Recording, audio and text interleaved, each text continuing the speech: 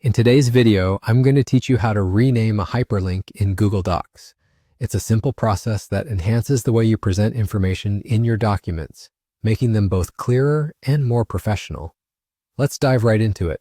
First things first, you need to insert a hyperlink. To do this, you'll want to begin by highlighting the specific text or word you want the link to be associated with. This is crucial because this highlighted section will be the anchor text for your hyperlink. Once you've highlighted the word, right-click on it. You'll see an option that reads Insert Link. Go ahead and click on that. When you select Insert Link, a search bar will pop up on your screen. This is where you'll paste the URL or link that you intend to use.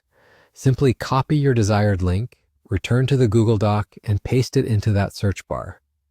To complete this step, click the Apply button. You'll notice that the selected word changes color, typically turning blue and also gaining an underline.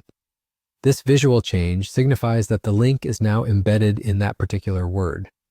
Sometimes, though, we need to edit or even rename a hyperlink after it's been created. Luckily, Google Docs makes this process quite straightforward. To start, simply click on the hyperlink you've embedded. When you do this, you'll see a small box appear, along with a pencil icon that is used for editing the link.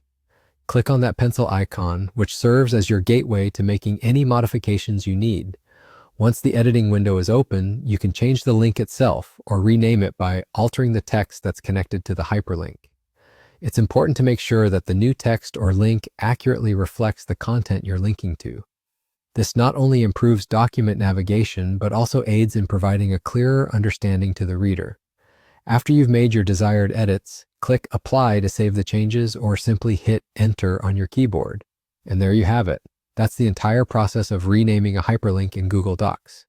This neat feature not only helps organize and optimize your document, but also contributes to a more polished and professional appearance.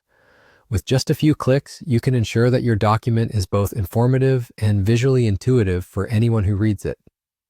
I hope you found this tutorial helpful and that you feel more confident in managing hyperlinks in your own Google Docs. Remember, the key to mastering digital tools is practice, so don't hesitate to experiment and make these edits with your documents. Thanks for watching, and see you in the next video.